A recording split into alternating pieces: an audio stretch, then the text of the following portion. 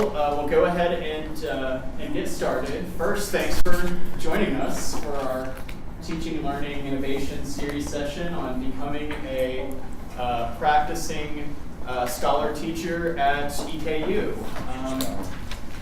Really exciting topic. Hopefully everybody has had a chance to read the Chronicle of Higher Ed article that we circulated. If you registered late, you might not have received that, but remind me and I can send that back out. It's a great article on Scholar Teacher in the Chronicle of Higher Ed. Shirley, I think it came out in August, right? It was an August article. So it's pretty recent, but really interesting perspective on the value of being a productive scholar teacher and the integration of those roles. So before we get too far into our session, we have a few panelists here, and I'll give them a chance to introduce, and we'll go from there. Most of you might know me. I'm Rusty Carpenter, Mill Studio and Department of English and Theater. Sherwood? Sherwood Thompson, professor in the College of Education, Department of Educational Leadership and Counseling Education. I'm Hal Blight, co-director with Charlie of the Teaching and Learning Center. I know a bunch of you from New Faculty Orientation and beyond, so good to see you. I'm Charlie Sweet, Teaching and Learning Center, co-director. I noticed there's some people here from our PLC on Solar. I'm Lisa Day. I am a faculty innovator for the College of Letters, Arts, and Social Sciences. I am also the director of Women and Gender Studies. Great. Oh, I'm Shirley O'Brien, and I was just saying, who do I want to be today? I'm Shirley O'Brien, and I am the coordinator of the Faculty Innovators, and I do a lot of SOTL work, and I'm doing SOTL PLC with Charlie. Charlie and Rusty. See how I kept you in there this time. Can we get started with that article that Rusty mentioned? If you haven't read the article, the main gist is that the way that teachers ought to start thinking of themselves. It's a self-actualization type thing. That is to start thinking of yourself as a scholar-teacher or a teacher-scholar. It doesn't matter which way. And we think that's quite appropriate. What we put up on the board over our heads is that when the presenters arrived at Eastern, we pretty much found this situation, that we were told there were the big three, and we're not going to discuss service today. We had three areas of work, that we were a teacher and we were a scholar. And you see how those things are separate, and that's exactly the way it was taught to you. What this article in the Chronicle reinforces is probably the best way, the newest way, and maybe the most appropriate way for faculty at Eastern to start thinking themselves. You essentially are a teacher-scholar right here, and hence the Venn diagram where those two roles are overlapped. You'll notice we've introduced a fourth area of faculty work here, PD, professional development, because when we all arrived, there was no such thing as professional development. If it existed at all, it meant simply you went to a conference in your area. It had nothing to do with, for instance, pedagogy, scholarship, even how to communicate. So this is the model that we are pushing. We started about talking about it with new faculty, though we didn't use the article, we used the terminology. Do you think this is appropriate for today? If so, why? Why do you think it's probably more important than ever, maybe especially now in a school like EKU in October of 2017 for us to be teacher scholars? Nobody knows. Yeah. The kind of institution we are, we're primarily an undergraduate focused institution. So our teaching really is important for the kind of students that we've got enrolled into the institution, and we provide a noble public service in the sense that we are educating the next generation at the 4-year level. So if we put too much of our effort in either of those buckets, we will not compete well with other institutions. Well, do you think we could compete with R1s as scholars, given a 4-4 load? Not with that attitude.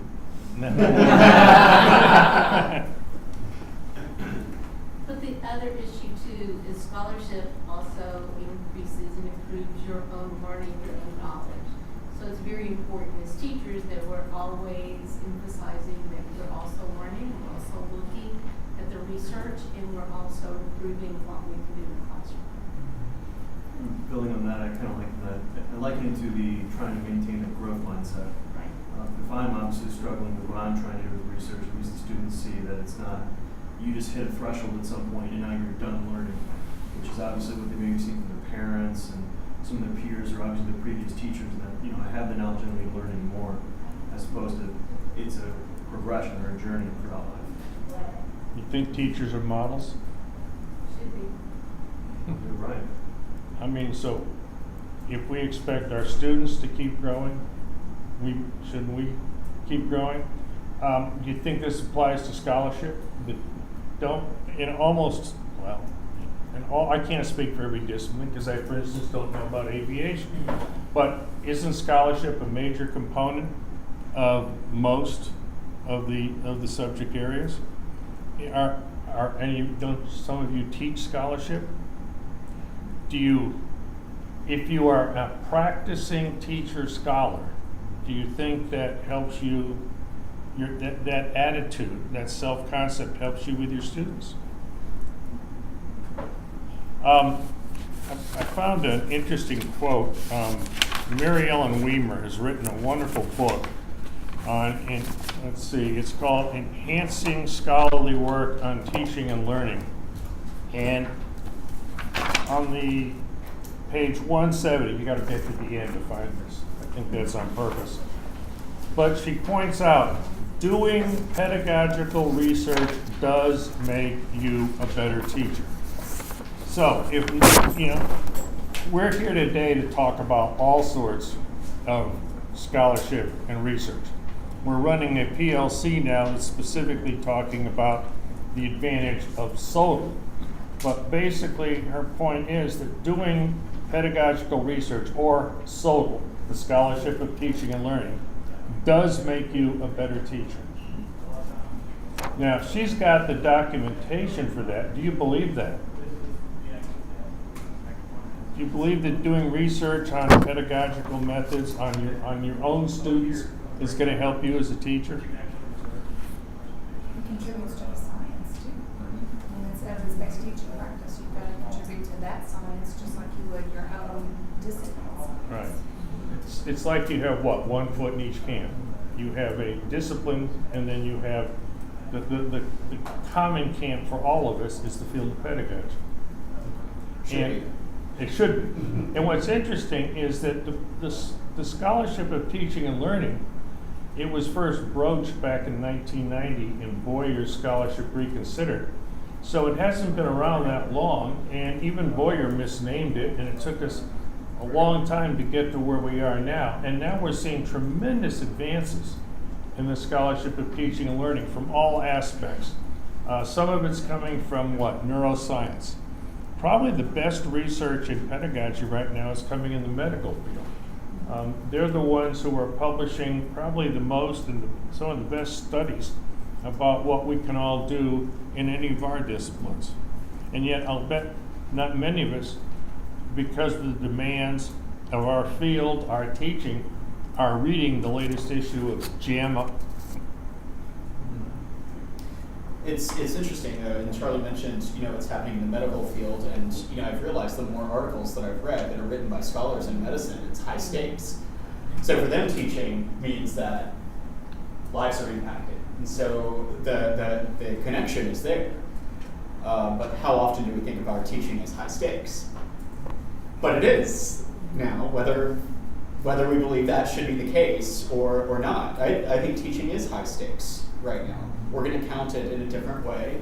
We're going to be asked to talk about our teaching in a different way, and we're going to be asked to be accountable for our teaching as well as scholarship. One way that we are accountable, in our teaching, that we're methodical in our teaching. I think there's something interesting to be said for that. for being accountable for being an outstanding teacher. Well, almost ironically, we at Eastern now have an advantage in the world of scholarship with SOTL coming to the fore. We are, as Rusty said, we're going to be more accountable for what we do with state legislators and this sort of thing. So we get a foot up because we do teach so much here. Teaching is so valued at Eastern. Why not take the next step and use that advantage to step forward in the world of scholarship? You've got ready-made scholarship right in your classroom with your colleagues, in your department. In addition to anything you might do in terms of your discipline, you've got the advantage of having a laboratory right here at Eastern.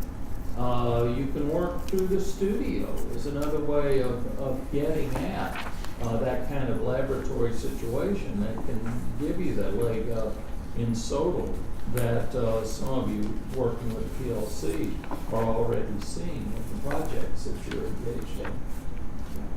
So looking back at the article, and thinking about the perspectives here, I really liked this line. As faculty, our research informs our teaching and benefits our students. Mm-hmm. Well, like Charlie showed us with the diagram, these areas are connected, perhaps a little bit more connected in reality now than when you first joined the academy as a faculty member. But I think that provides us with some really valuable opportunities. Lisa, for example, and she'll talk about this, I'm going to ask her to talk about this a little bit more, is how some of the work that she has done in her publication and presentation experience here at EKU connects with the student experience, connects directly with the student experience. A lot of times we call that high impact practice. The acronym, unfortunately, I guess is it, but regardless, we're talking about a valuable form of teaching. And Lisa's one of the most productive teacher scholars I know on campus in terms of publication, presentation, working with students toward the production of fill in the blank scholarship. Sherwood has a great deal of experience, and I know that I've looked through the new collection as well. And coming from the education field, I think we need to pull in some of those concepts and some of those strategies. What's currently happening in the literature, what are some of the strategies that Sherwood has employed, and how can we begin to connect that back to our classroom? I think I'm a better teacher because I'm an active scholar, but I'm always looking for opportunities to learn from students, and learning from students in the classroom is one strategy, but involving students in an ongoing research process, presenting with students and actively looking for those opportunities is a way to tighten that connection. I've learned so much from working with, presenting and publishing with students. So Lisa, hopefully that's a reasonable transition to talking a little bit about what you've done with students. So we're going to look at some of the different perspectives on the scholar teacher. It is actually a great introduction. Thank you, Rusty. You kind of started me with so that I can hit the ground running, so to speak. So in the last year or so, I have formalized some of my research and collaboration with students, and it's been an exciting part of my professional development, to say the very least. So I love what the National Survey of Student Engagement has said about high impact practices that Rusty referred to. And I think becoming a good teacher scholar is getting some experience in most of these categories of high impact practices. Getting involved in learning communities like the PLC that the Teaching and Learning Center and the Noel Studio offer. Service learning, I can look around the room and see some of you are very active in community service and very practical research and scholarship. Research with faculty, students' perspective, okay? So students doing collaborative research with faculty, is an incredibly high impact practice. Internships and field experiences with students, again, wonderful, wonderful work there. Study abroad, which I'm a huge proponent of nowadays. And then the culminating senior experience or the capstone courses. If you've not taught that capstone course for your departments, start rallying for that, because it's an excellent experience for you to share the knowledge that you have attained over the years, as well as getting involved with students that are at the peak of their professional career here at the university. You get them in the capstone experience with just about all of their major work accomplished. So they're gonna be good students in the field. So students' benefits are innumerable when it comes to doing research with faculty. And I am going to be focusing on that out of all the high impact practices. Of course, they gain disciplinary skills in your field, and there are some of those listed, but they also finish the project, whatever it is, with a visibly increased level of self-confidence and self-reliance. They become incredibly more independent. They definitely feel accomplished whenever they see their name in print on a published article. They learn more about obstacles, and they learn more about getting things wrong and feeling okay about it, and returning to the drawing board and to the revision process. That's definitely been my experience. If they're proceeding to graduate programs or professional schools, they come into that program ready for that level of research. Of course, their intellectual skills increase. They become better readers, more practical readers of disciplinary journals and scholarship. It gives them a chance to explore career opportunities and to ask you about how you developed in your career. That conversation will almost always occur when you're working one-on-one with students. Let's see, with the benefits to faculty, if you're pre-tenure or if you're pre-promotion, you can get a publication out of working with a student. You know, it's a lab. The classroom is a lab experience. You have how many, I don't know how big your class sizes are. Currently in my capstone course, I have 20 students. Each one of them has the potential of producing a research project that I can then add some collaboration and then go through the revision process with them and go through the selection process for a journal and send that thing out. To me, it's wonderful satisfaction in contributing to student outcomes in your class. Publishing and researching with a student, it hits all of the student learning outcomes in my class. So it really is a way to show the proof of what you've accomplished in that class with that student. Yes? Sorry to interrupt. Please, no, do. So here's a question that I have. The RAP committee in my department is currently reviewing my file. And, so last year I published 2 teaching-related peer-reviewed publications. Excellent. So the question that the committee has, which I think we have to talk about in the department, is does that count only for scholarship, or does it count for teaching as well? Can you count it for both? Because I like the 2 circles drawn up there, because they're still thinking, okay, teaching and scholarship, and you can count them for both. So on my file, really, like, the teaching points is, well, I guess I gamed the system too. It's very inflated. So it's speed video recording. Yes, it is. Well, yeah, like it's. I understand where you're coming from exactly. Right. So because like the discussion is can they allow this to count for both, right? Because then like, Sure. you know, the expectation, I think is 4 points, and for one of the categories, I have like 17, you know, they're like, oh no. I think it's going to depend on the department, as always. But Rusty, can you speak to that specifically? I have a perspective on it. In many cases, the presentation of the publication would be the output. So it's the end product of a lot of interaction and experience along the way.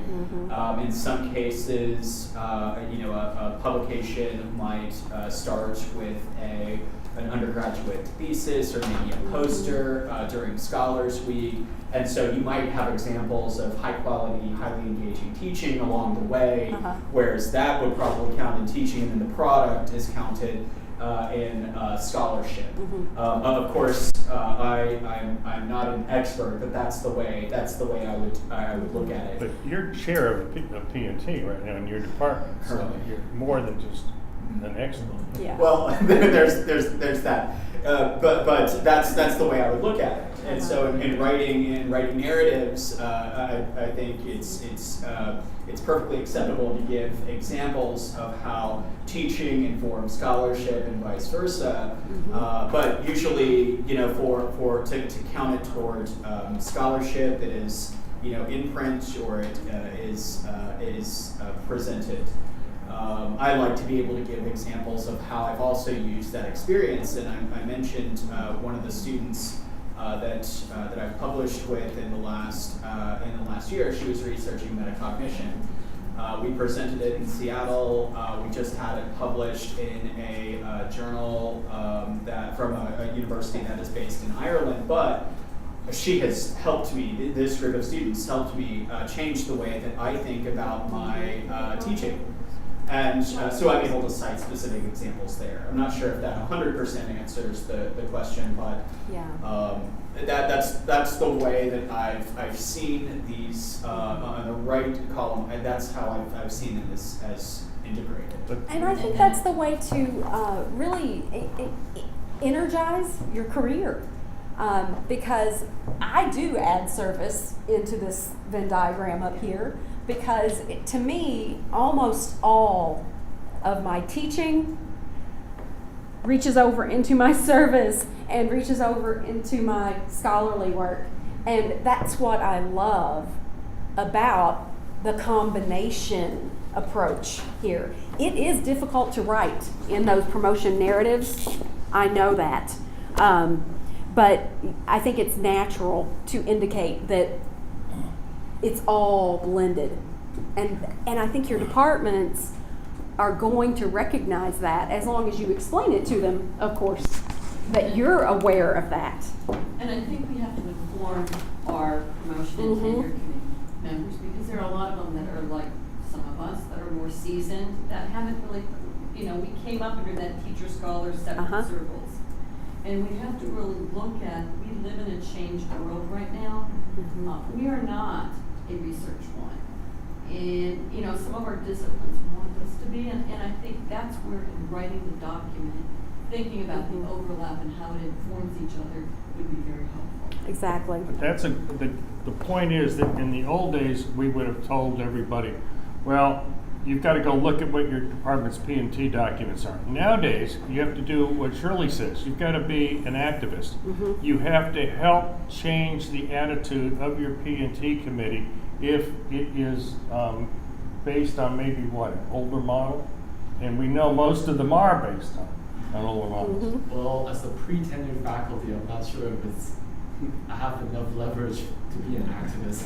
Yes, you do. You do. Yes, you do. You do in the way you explain what you do, and your attitude will really convey that. That's where you have, you really have a leg to stand on. Yes, because you're the one who knows your field best. That's why they hired you. So you have to be able to explain how all of these areas are represented in this final product that you've published. Does that make better sense? Is that encouraging, hopefully? Okay. All right. So if I could continue with this handout, there are some challenges. You know, sure, I have 20 potential articles in my class right now, co-published with students. But oh my goodness, I am fully aware of the level of work it would require with probably half of them. The other half, I think the work would be more evenly distributed between the two of us. So balancing that student support with your personal productivity, making sure that that student is actually putting the work in, that you're not just going in and rewriting the whole thing. That's important because the student's voice needs to be in that document that you produce. Let's see. There are also sometimes the work with students in this kind of endeavor crosses over into that service category, especially from a student life perspective, because you will end up coaching them on time management. You will end up coaching them on whatever crisis they're dealing with, because as we know, EKU students are pretty confessional, and we serve that role. Some of us probably are a lot better than others at it. So, so there is some time commitment to this. So I do want to draw your attention. I've got the NSSE, NSSE, the National Survey of Student Engagement High Impact Practices document for you that's most crystallized in that double-sided handout. This third page is a resource that we have at EKU thanks to Dr. Jonathan Gore in psychology, one of your colleagues. I helped a student get published in this journal this year. She was in my Feminist Theory and Practice capstone last fall. She wrote an enormously insightful research essay. As soon as I read it, I thought, this has to be submitted somewhere. So I immediately graded it, of course, for the class, but I also went back through it after I finished grading for final grades, and I made lots of suggestions on it, not only at the sentence level, because I'm an English professor, but also at the global level of making the ideas more cohesive and adding some really high-powered source material to it. She submitted the piece in January. She got right to work on it. Dr. Gore responded to her, I think, by March with a tentative acceptance, and she now has a published journal article. A credential. A credential. She's in the master's program in criminal justice now. She was a shoo-in because she had a publication going into grad school, a master's level. I do have the information for the Kentucky Journal of Undergraduate Scholarship here. If you want to talk to John about some potential work that you could see with some of your students, he is wonderful about guiding that process as it happens. The journal that was just published is its inaugural issue. But John is already so incredibly skilled in this editorial process and working with undergraduate students that he is a goldmine of information. So seek him out. You know, email him if you can. Some information I've provided here on the back lists the URL for the journal, and it lists the major subject areas that they're looking for articles.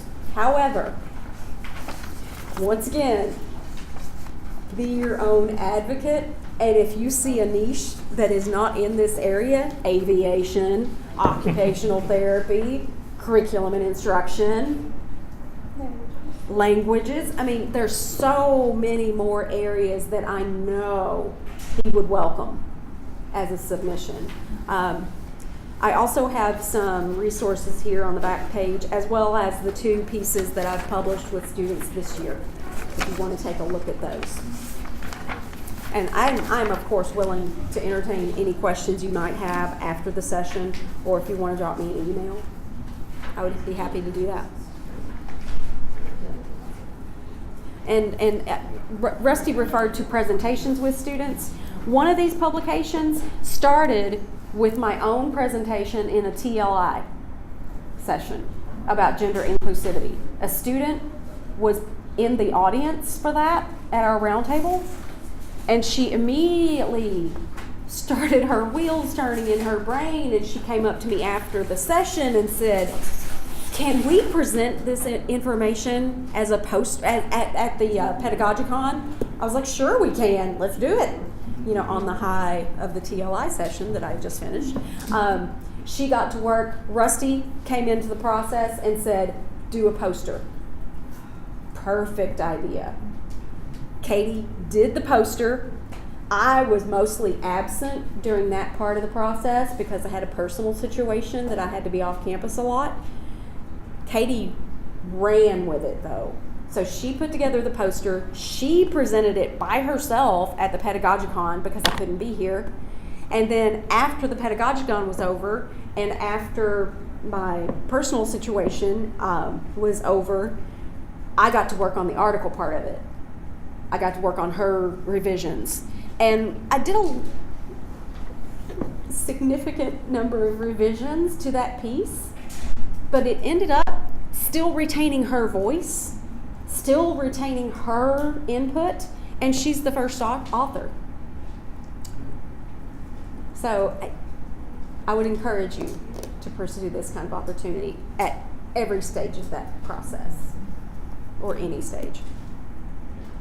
And I think it's a great example of high impact practice as well. So some of you are probably familiar with what that means, and maybe Lisa and Charlie and Hal can help me out with this one. But high impact practices were designated by the American Association of Colleges and Universities, AAC&U, as being those practices that are highly effective in engaging students.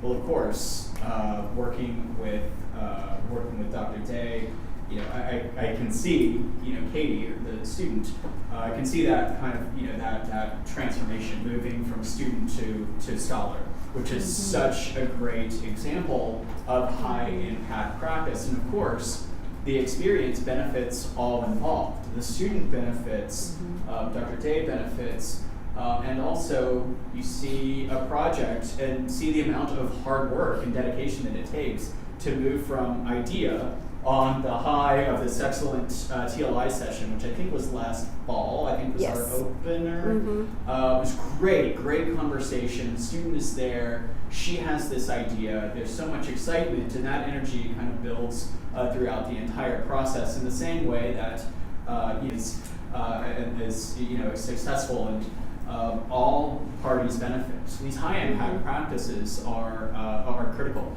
But I love the fact that that you can learn so much. It's another way that you can learn so much from your students, and at the same time, you're teaching writing, you're teaching research method, you're teaching design, you know, the research poster. And again, you know, so often I think our students see us as simply placing an article, you know, for publication. They don't see all of the hard work and the dedication that it takes to getting it through the publication process, in the late nights and the early mornings. And working with a student, you get to see all of that really cool, really interesting messiness behind the scenes. Because learning is messy, right?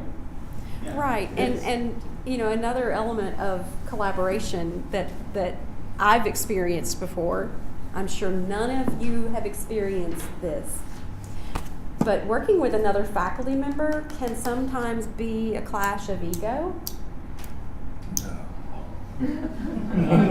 Al says no way. Right?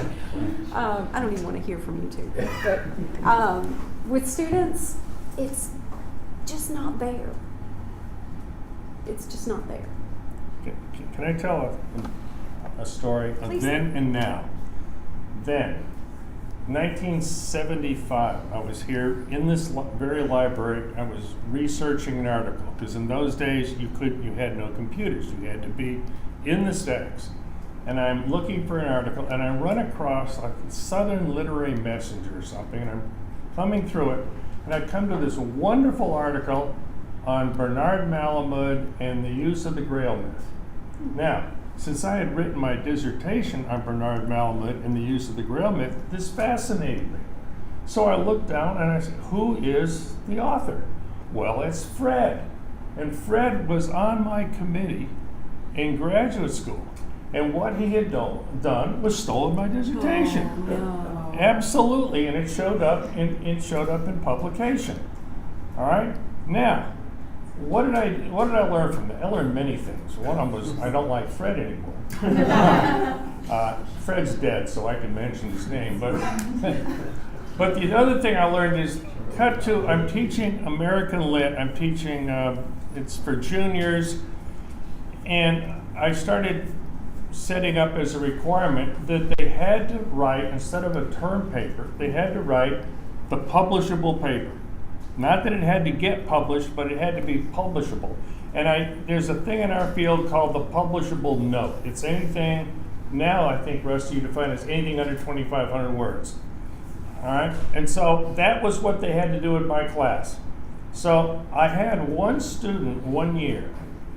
Now these students would write these things, and they would have to send them off, because they had, back in those days, there was no email. So they had to show me the envelope, they'd put the article in, and they were sending off as well as give me a copy. All right? But one of my students had this particularly interesting piece on Faulkner that she couldn't quite figure it out. So she asked me to help her with it. Because it was a pretty good paper. I think it was like a B+ paper or something. But she couldn't quite put it all together, so she asked me to work with her. So after she turned it in, we worked together on the paper, submitted it to this journal, and they published it. So that was my first publication with a student. That must have been, what, 25 years ago. But now that's something positive you can do with your students as opposed to what Fred did to me. So, and I point that also because the academy changes. Mm-hmm. We went from a mentality where a lot of us expected some aspect of your dissertation to show up in somebody else's work when we were coming up, to now with the internet the way it is, it's pretty hard to sneak something through. So I'm telling you, this is something I learned really the hard way. Yeah. I was going to say, in terms of your publication and experiences you can have, again, we have a real advantage here at Eastern because we do put on each spring the Pedagogicon. You've heard us, some of you, I've seen you there. This is a good way to start with a presentation, and now that we have the proceedings that are published afterwards, this is a way to get a judge. This is actually a publication that you have to go through a process with judging to get in the proceedings. So you have an advantage there. We also have, and a couple of you have some of the earlier collections of what we call the It Works For Me series that's published through New Forums Press out in Oklahoma. This is going to be an opportunity for you. We're talking about high impact practices. Our next one coming up, we have a deadline in January. You can go to the studio to see the requirements for it. This is going to be a collection of It Works For Me with high impact practices. And you can use any of the, 11 now? High impact practices. And these may involve some of the things that you're actually doing in your classes. So you're getting, back to the teaching and scholarship, you're getting both worlds. If you choose to submit something for this, and these are shorter pieces for the most part, it can be longer, but if you've got something 1,000 words on something you're doing in your class, you're actually doing this, these collections really work for you. So be thinking along those lines. It's an interesting way to blend teaching, service maybe even, and scholarship. Absolutely. I come from a different discipline. We have 3 pillars. It's teaching, scholarship, and practicum/clinical in the College of Education. And we're probably one of the few colleges at the university throughout the state that is constantly being bombarded by people who are not in our profession tell us how to run our profession. From the governor to the legislators, to EPSB, the CPE, and all the other alphabets, okay? So what we realize that, and I teach in the doctoral, so what we realize that we are confronted with a real time accountability, key performance practice. So our students are trained to utilize research as the evidence for what they do. And as a result of that, we have the opportunity to motivate them to publish. Now they will, in most cases, a number of those students will go scratching and screaming, resisting the idea of publishing. But many will take their work and send it out for review. We have a practice that I've used on a regular basis with my students, and that is every presentation is a publication. Okay? Every presentation is a publication. So if you present, turn that into a paper. And turnaround time depends upon your time and the deadlines for publications. When I arrived at EKU in 2006, I met Charlie and Hal, and we, at that time, would have a little coffee and things in the morning, and we would talk, and there were other faculty that would show up. And they quantitatively convinced me that I could do this, okay? Prior to that, I had 1 or 2 articles in national journals, but nothing of consequence. So since that time, I'm pleased to report that I currently have 62 scholarly articles. I have 3 books. I'm completing 2 additional books in progress. One is called Diversity Case Studies for Roman and Riverfields, and the other one is called Valley of Hopes, Exemplary Diversity Programs in Higher Education with Emerald Press. I've just been invited by Common Press publishers to publish a series, a book series for them. Now you may ask yourself, well, how did this happen? It happened because, number one, I fell in love with research. I really enjoy searching for information to prove and to have evidence to satisfy what we do. And this came from my teaching experience, and I can translate that into the classroom. It's easy for me to do that because my students' assignments are research-based. They've got to go out there and use APA style edition 6, and we have assignments. The assignments require that they have to get a number of citations, and we've got to use APA style edition 6, and we've got to do all those other mechanics that are required. But what it does for me, it allows me, when I write articles and when I write essays and books and things, I bring that information into the classroom. For example, the case study book, I use many of the case studies in the class as assignments. Okay, so there you have it. I transport that data and information from the book into the classroom.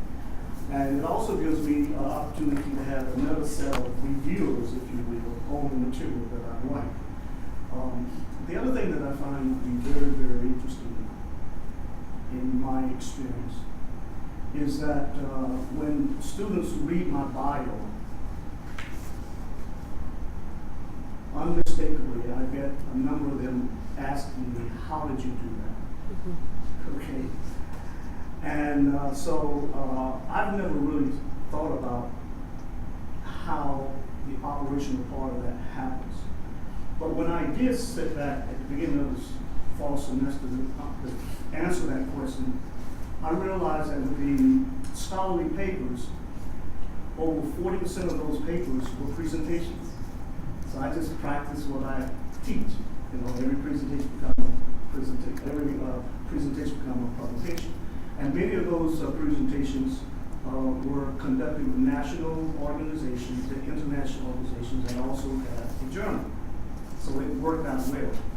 The other thing is that we had a dean of college education at Eastern before I arrived named Dr. Henson.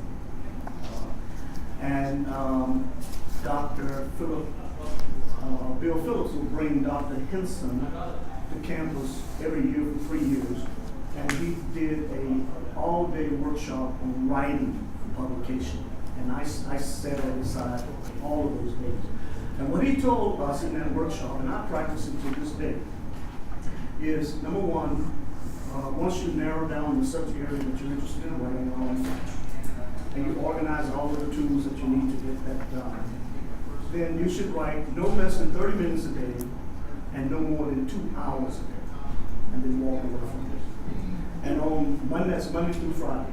And he said on the weekend, he called that value added. You can do whatever you want. He loves golf, so play golf or go with the family, go to see little Johnny play softball. But if it's raining or if there's some other situation that happens on the weekend, that's why he calls it value added. And you can get back in there and do 2 more hours of writing. So I tried that. Another tip that he gave me that worked like a charm, when President Obama was running for office, his first term against, Dr. Henson told us as a class, he said, have 2 mason jars, one for this candidate and one for this candidate. And if you miss writing one of those 5 days, put $1 in the jar for the opposite candidate that you're not supporting. Well, I was not gonna put, and send it to them, of course. I was not gonna put $1 in the jar for the candidate that was running against President Obama. So I forced myself, even if I had to stay up to 12 or 1 o'clock to get at least an hour writing in, I was not gonna do that. Out of that experience in 1 semester, I generated 3 scholarly papers and published them in some very excellent journals. And one last thing I think is very interesting that helped me as well. I have been working over the last, maybe 5 or 6 years with the Kentucky Journal of Teaching and Excellence, which is housed here at the University, the College of Education. And I work under Dr. Samuel Hinton, who's really is a sharp scholar. And as a result of that, I learned from Dr. Hinton that you always keep a backpack of writing materials ready to go. Okay, for an example, you may have some ideas, so you may write 1 or 2 paragraphs about it and put it in your backpack. And when the opportunity is available to you and you see a call for submission, you can pull that out and develop it. And as a result of that, I was able to, again, generate a lot of articles because I would feed off of my students and I would feed off of previous and other articles. I must say it's a little, and unlike Fred, I would ask students if they want to co-publish, and I've had several of my doctoral candidates co-publish, and I'll let them be the first author, which is no problem for me. But now we're working in a situation that the teacher scholar in the College of Education environment has to demonstrate to the legislators and all of those alphabets out there that we are contributing to the educational advancement of the student so that student can be economically viable in the state. Because as you know, we have an austerity movement that's going on, and of the Kentucky is number 6 of 10 states that have not supported with state funding higher education. So constantly we have movements and key performance indicators and all of these things indicate how do we take Johnny and prepare Johnny in his profession to make a significant contribution to the economy of Kentucky. And it's a real challenge. It's an intangible thing because you can't put a real value in it. But we feel that scholarly papers, presentations, poster research, monogram books are one way that we can say this is the production of what we do to aid in the teaching and learning of the student. Some excellent specifics there too, strategies that you can use to become a successful scholar teacher. Setting aside half an hour to 2 hours, and it's not always easy, especially when you're getting to those early morning Saturday soccer games too. That can become your writing time. Good transition, because on page 3, you'll find, forget pages 1 and 2, go to the middle of page 3 of this handout, and you'll see a list of things you can do, a process that you can follow. And I think you're absolutely right, Sherwood. Teach writing a certain amount every day. And you don't have to start with 2 hours. I think it's one of those things like muscles, you build up to it. If you start with half an hour a day, that'd be wonderful. And that half an hour is going to change. It changes because of your personal circumstances. But you need to call that time sacred. One of the great things that we've had working with Sherwood over the years, we've gotten to see this man grow as a scholar. He came to us with coffee and conversation, a lot of good ideas, but he hadn't really gotten started so much yet.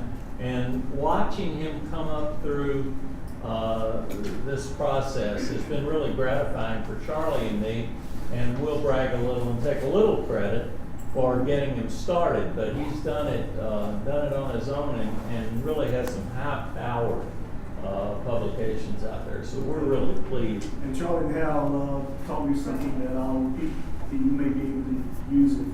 Best writing is rewriting. Okay. And sometimes I hate to delete.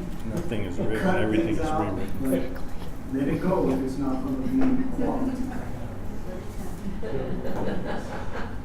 right, we have a few more minutes for questions or comments. Comments?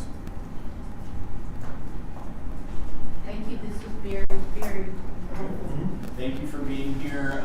We'll have the video and some of the tools sent to you within the next day or so, and of course, contact us if you have other questions or would like any sort of follow-up. Don't forget about Pedagogicon, and it works for me. In the Faculty Scholars. Right. Yes, and our inaugural Faculty Scholars Institute that we'll be announcing here. It's going to take place in May. The week of the Pedagogicon. Week of the Pedagogicon. It's Monday and Tuesday that week. So you'll see an announcement about that. It's 2 days intensive, focusing on scholarship, connecting to your teaching. So watch for that as well. So thanks to our panelists. Sherwood, Lisa, Charlie, and Hal, and You pulled us up good here. luck with your publications. Excellent. And the URL is